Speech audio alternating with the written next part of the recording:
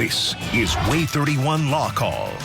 Good evening and welcome to WAAY 31 Law Call. I'm Sharon Doviat. Tonight it's Ask Us Anything night, calling your questions on any legal topic, getting the new year started off. So maybe you've dealt with a car accident, maybe you're worried about wills, trusts, and estates kind of questions. Tonight's your chance to call in. The 31 Law Call number 256-536-0077. But not only can you call in and be live on the show, you can text your question to that same number, and we have some of those ready for you tonight. You can also email a question. You can email any legal question any day of the week, and we pull some out. We've got some of your email questions tonight.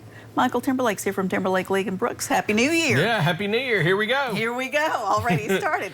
Are there some things that you see that you think everybody ought to sort of review or check on the top of the new year every time? Yeah, I mean, it's the new year, so everybody's got their checklist. They're coming through, and so okay, this is the things that I didn't do last year that were on the list. And I've got a lot of them. I know everybody does. I'm not throwing stones, but the things that you need to kind of look at and consider, as you go into the new year are, wills, powers of attorneys. Make sure that you check that box and that's up to date. And if there's been a change in circumstances in your life, maybe a divorce, it's been, where somebody has passed away, or there's, some kind of major change in circumstance, you need to make sure you update those documents. You need to think about your insurance on your cars and your homes. Make sure that, you have enough insurance if your house should, unfortunately, get destroyed. Do you have enough to rebuild or replace your house? Situation with your cars. Do you have enough to protect you and your family if something bad should happen? There's all kinds of other things, gifts, 401ks, college funds. The new year starts over again, so you can start, contributing to those types of things. Okay. New Year's. It's always something to think about. Okay, we've also got, we've been talking about severe weather. They're talking about severe weather maybe coming Friday or later this week. Yeah. Let's talk about that in terms of personal injury cases. And Absolutely. You guys have to, personal injury attorneys deal with all kinds of auto accidents and things related to it. There's always a question about whether if a road is closed and you drive on it, does your insurance cover you? Yeah. Is there a definitive answer on that one? There's no definitive answer as far as whether you're going to be covered if you do something, you go around a barricade or something like that. More than likely you are. Obviously it's going to impact whether you're determined to be liable for a situation, or whether it's your responsibility. If it's a single car crash, you've gone behind a barrier, your collision coverage is going to pay. But if, something, untoward happens, it's probably going to be your fault. Those are the kind of things you look at in this situation. One of the major things about, bad weather situations is that, in the eyes of like an injury case, what we're saying is that you have to exercise reasonable care for the circumstances. So you can't blame an accident on water or rain or snow or fog or things like that. You have to operate your vehicle reasonably under the circumstances, and if the weather gets in the way, you need to slow down or you need to pull over and you need to stop. Okay.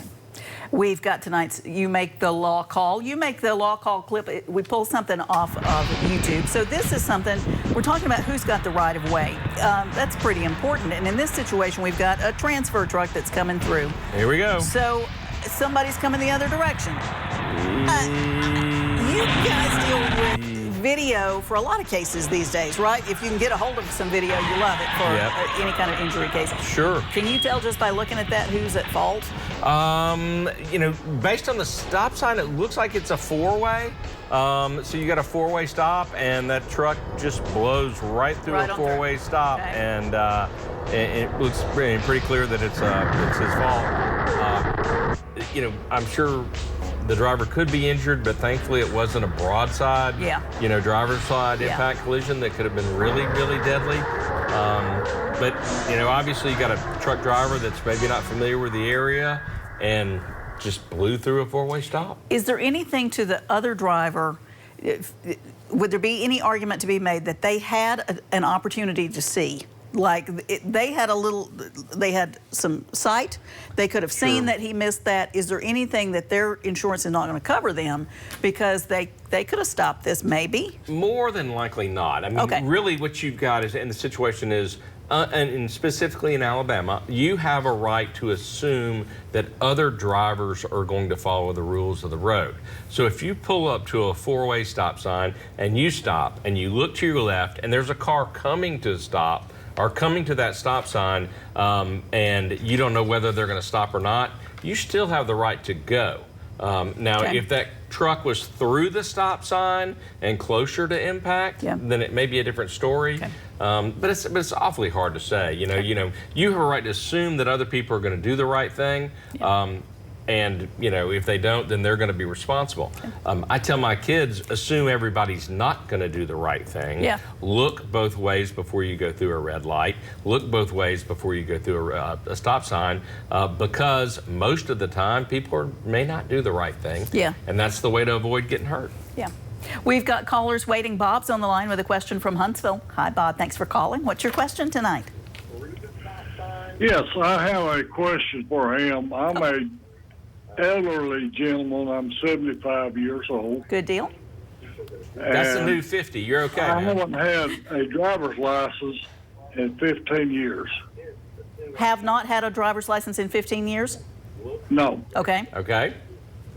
If I'm pulled over with one of these quote-unquote DUI checkpoints, is that legal?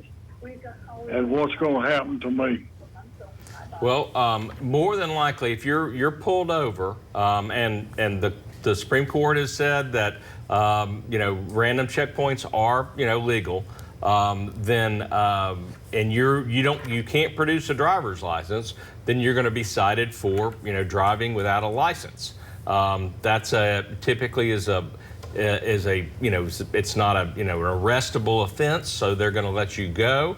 You're going to have to appear in court, and probably what's going to happen, the judge is going to tell you got to get a driver's license. If you go and get a driver's license, then more than likely he's going to, you might have to pay some court costs, but he probably won't levy a fine. If you don't get a driver's license, then you're probably going to have to pay a bigger fine, and then you're going to be precluded from operating a motor vehicle. If you get caught after that operating a motor vehicle without a license, then it's going to be worse. And you may not ever be able to get a license again. So the thing to do is just get a driver's license. It's required by law to operate a motor vehicle in Alabama, so it's not expensive, not hard to do. If Bob had an accident and he doesn't have a driver's license, does that make the case more difficult for him? Does it expose him more? It's going to be a problem with the insurance. Okay. I mean, Bob, if you don't have a driver's license and you don't have any insurance, then you're going to have to pay for any damages out of your pocket. And most insurance companies will not insure somebody who doesn't have a driver's license. So that's kind of the first question they ask: are you a licensed driver? So if you want to protect yourself and protect other people that are on the roadway, you need to have a driver's license. Okay. We've got Deborah on the line with a couple of questions from Huntsville. Hi, Deborah. Thanks for calling. What's your first question tonight? Both of them are relating to police officers. Okay. I went in to file a report on a neighbor person who had gotten into my internet. Okay. And was also into my phone and other things, and has been harassing and vandalizing and doing all kinds of things. And the officer, first of all, when I asked for some kind of a restraining order, I was told I couldn't have one because it needed to be investigated first. So we went around for the interview, and he said he was going to ask me some questions so he could, I guess, judge me some way. One of the questions was, he asked about my Redstone Credit Union checking account. He wanted my checking account number. The officer did? Yes, he asked for it. And I was quite surprised, and I just said, oh, I don't remember it. I did, but I wasn't going to give it to him because I felt like it was none of his business to know that. Okay. That he had the right to ask me that. Okay. And so they have not been able to do anything to the neighbor that you feel has gotten. How do you know they've gotten into your internet and gotten into your phone? Are you getting some charges or things that you don't expect? Oh yes. It went through WAAY, went through Apple, went through AT&T, and had to change our everything. Okay. And but it shows up at the Apple. Apple went through and was able to show us where they were into the phones. Okay. And they're interrupting everything in the phone. And like the television, I can leave the house and have the TV off. It's not even connected to a Wi-Fi anymore. Okay. And I come home and the lights are on and the TV is on a football game. And it's not connected to anything except the neighbor. The neighbor hasn't. See it. The neighbor hasn't admitted anything to you, have they? Well, the father did say, "Well, he's off your phone now." That's all he would say. Interesting. Yeah.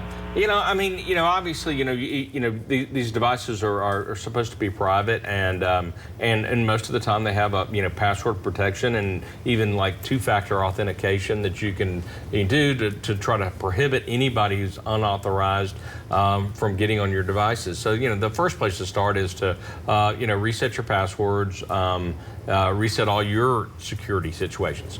In terms of the police. It's a difficult situation for the police because they can't just run out and arrest somebody for something that they didn't witness and that they don't have evidence has happened. So they've got to have at least some kind of probable cause or some kind of reasonable suspicion that a crime has occurred before they can do anything. So that's why they've got to investigate these matters. You can make a complaint to a magistrate, and if the circumstances of your complaint, if there's evidence to back it up, and the magistrate finds that there's enough to issue a warrant for somebody's arrest or to say they've committed a crime, a magistrate can issue a warrant for an arrest, and the police officers will execute that. But beside that, the police officers either have to do some kind of investigation to determine what has happened and find out the evidence of what the wrongdoing was before they can run out and arrest somebody. I have it in family law cases a lot of times. Sure. When a boyfriend, girlfriend wants to accuse the old boyfriend or girlfriend. Oh, yeah. They're charging things on my Apple. They're charging things on my card. They've got my number and they're charging things and we've broken up and they're still doing it. Yeah. It's hard to prove. It's hard to prove that they're really doing it in order to get them in trouble.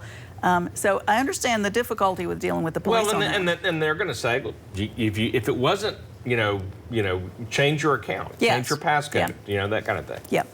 Okay, we're going to take a break. We'll be right back. And Deborah, I know you've got another question. We're going to come back to it when we get back from a break, okay? Stay with us. More Ask Us Anything night.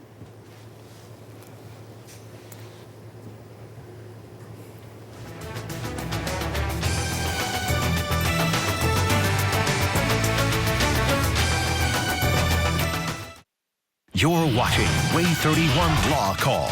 Your rights, your calls, live.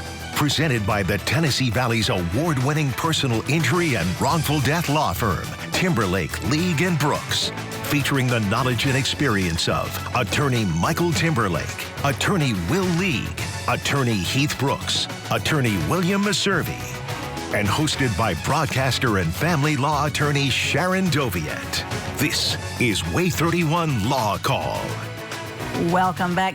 Michael Timberlake is with me from Timberlake, League & Brooks, and it's Ask Us Anything night. We finished up with Deborah, who had two questions. We got the first one. Deborah, you still with us? What's your second question tonight? The second one is also about a police officer and a restraining order. And this officer wanted to put a restraining order on my nephew, who I am responsible for. He has been declared mentally and physically handicapped by Social Security. I have to help take care of him and provide and so forth. And he got a little, had some kind of a fit going on, and a neighbor called when he heard a loud argument, and they came and they arrested him, and they said they were going to put a restraining order. And I said, no, I don't want one. You cannot do that because he needs me, and I need his help at times.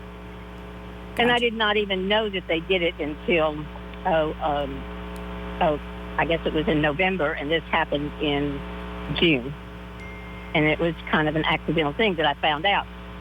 And I did not ever sign a paper. I told them I didn't want it, but they did it anyway. And so now I could be in a lot of trouble because I did not even know about it. And so you're kind of, both of you are violating that order that's in place. Is that kind of what's going on? I guess so. Yeah. Yeah, I mean, it's a little bit different when you're dealing with a situation where you're dealing with a, criminal matter with a restraining order. I mean, I know you probably deal with that in terms of divorce cases a lot. But, if the police officer has, presented evidence to a judge and they found out there's credible evidence that, that this person presents a, risk of harm to you, or you present a risk of harm to him, then that's what they're for. That's what those things are for. I think you can petition the court to have it removed. But I think that, under the circumstances, obviously, I don't know what all the evidence was, but apparently the judge thought it was compelling enough to enter a restraining order. Yeah. A lot of family law cases, you get boyfriends and girlfriends that are arguing with each other, and somebody gets a temporary restraining order against the other, and then they want to drop it. And judges don't like to drop it because they feel like this person may be getting pressured to drop it. So they oftentimes will cause them to have to appear before court and explain themselves, or for that person to get their own lawyer to assist in filing something to ask that it be dismissed, because they want to protect you. That's their purpose. Yeah, I mean, the idea is if there's a credible threat, and typically there is, in order for a restraining order to be entered, then the judge is going to want to know why that threat no longer exists. Yeah. We've got Remy on the line with a question from the Shoals. Hi, Remy. Thanks for calling. Thanks for watching. What's your question tonight? Good evening and Happy New Year to both of you. Happy New Year. I'm concerned about, my wife's asking me to write up a will and stuff or get one drawn up. And I wondered about contingencies. I know when my stepfather died, we had 3 executors, brothers and sisters, whatever. And what I'm wondering is, can you put a contingency on an inheritance such as that the child must receive a 4-year undergraduate degree at minimum from an accredited university before they can receive so much funds or whatever? Or would that require a paid administrator or an executor to do that? You are talking about something a lot more complicated, aren't you? It gets a little tricky in that situation, but I think, typically what we see is that, you're not, once you're gone, it's hard for you to control your money. So most of the people that do estate planning say contingencies like this are probably not a good idea.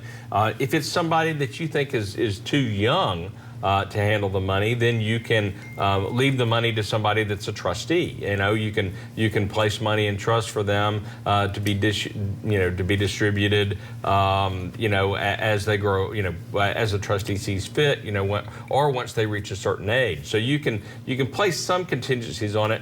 The more complicated it gets, the more problematic it gets, we see. So it's really just something you need to talk to. Go in, figure out what what you're leaving behind, and then talk to someone that handles estates and wills, and they can come up with a good plan for you. We got this text message regarding elderly parents who own their house and have a good bit of money. Is a will enough, or should we set up a trust for them? I'm an only child. My brother passed away a few years ago.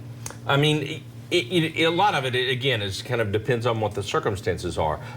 If they have funds that would allow them to pay for long-term care and for their needs until they pass away, then a will certainly is something that they would need to have in place. Well, they need to have in place regardless, because it is the best way to pass that property along, or the assets along. But you want to talk to somebody that handles estate planning, so that you can determine what are the next things. If they're not able to care for themselves independently, what's the next step from there? If they need full-time nursing care, what's the next step from there? Who pays for that? And that allows you to, one, plan for their care, and it also allows you to try to preserve as much of their estate as possible to pass on. So there's a lot of ways to you're not just spending money when you're making an estate plan, you're creating a way to save money in the future. We got this email question from Dee. Dee wrote in, I was in a wreck a couple of weeks ago and I reported it to my insurance company. Nothing much got done because it was the holidays, I guess. But now that that's over, what do I need to do to get them to hurry things up? How fast should this kind of thing actually take place? Well, it kind of depends on what you want from the insurance company. Like if you're in a wreck and it's somebody else's fault and you report it to your insurance company, well, they don't really have any obligation to do anything. You know, they don't represent you as an attorney. They don't have an obligation to make the other insurance company or the at-fault driver do anything to pay for your damages. Now, if you make a claim against your insurance company for property damage or the collision coverage, then they have an obligation to fix that damage, and then they will more than likely go after that other person. But unless you tell them you want to make a claim under your own policy or you have coverage for that, they really don't have an obligation to do anything against the at-fault insurance company, the at-fault driver. So you need to, get on that or talk to a lawyer about, what you need to do to represent yourself. We got a text question about child support. My ex has recently been fired from his job and now has a job making less money. What steps will he have to make or take in order to decrease his child support? And will we have to go through mediation, or is this just paperwork I'm going to receive? So, family law area, here we go. No, you got more? This is my expertise. Okay. This is my area of expertise. Go for it. If there is a material change in circumstances, exactly then right. Sharon can tell you what can happen. So he's got to file some paperwork and ask that the child support be changed. Until he does that, he's still got to continue paying exactly what he was ordered to pay before. So I don't know whether you bring it up with him. If he files some paperwork, there's the possibility that you could mediate. It would be that you'd eventually get a court date. He's not entitled to reduce the child support going back any further than when he files. So if he waits 6 months, he doesn't get to say, I lost my job 6 months ago and I need relief for all those months that I overpaid. So in his circumstance, or if you're somebody who's in this kind of circumstance, file as soon as you've got a big change in your income, because that's when the court will start looking at it. Yeah, and one of the things you need to be careful about is simply, if you and your spouse get along and you tell your spouse, look, I've lost my job, I really just can't afford to pay, and your spouse says, yeah, that's fine. That doesn't mean you don't owe that money. You still owe that money, and it can come back to haunt you. So make sure that if you lose your job and it's going to be out of work for a long time, you need to go ahead and file the paperwork. And you and your spouse or ex-spouse could do an agreement and file it with the court, but don't just take their word on it. Do an agreement, put it in writing, and file it with the court. We're going to take a break, be right back, answering more of Ask Us Anything night questions. Material change. If you didn't get your questions answered tonight, here's how to get in touch with Michael Timberlake with Timberlake League and Brooks in Huntsville, 256-536-0770 or 800-804-2502. The website is law-injury.com. And if you like them on Facebook, you can learn more about the law that way. And Sharon practices family law right here in the Tennessee Valley. She understands what a material change in circumstances is, and she can help you. 256-539-7337, SharonFamilyLaw.com. If this bad weather causes trees or things to fall on your roof, until you can get the insurance company out there, you got to sort of take care of it yourself. You got to go out there and mitigate your damages. You got to do what you can do. Don't climb on your roof to put a tarp on, but you can contact somebody to do it. Try to do what you can do. Get your valuables out of the water. Be safe. Thanks for all your questions tonight. See you next week.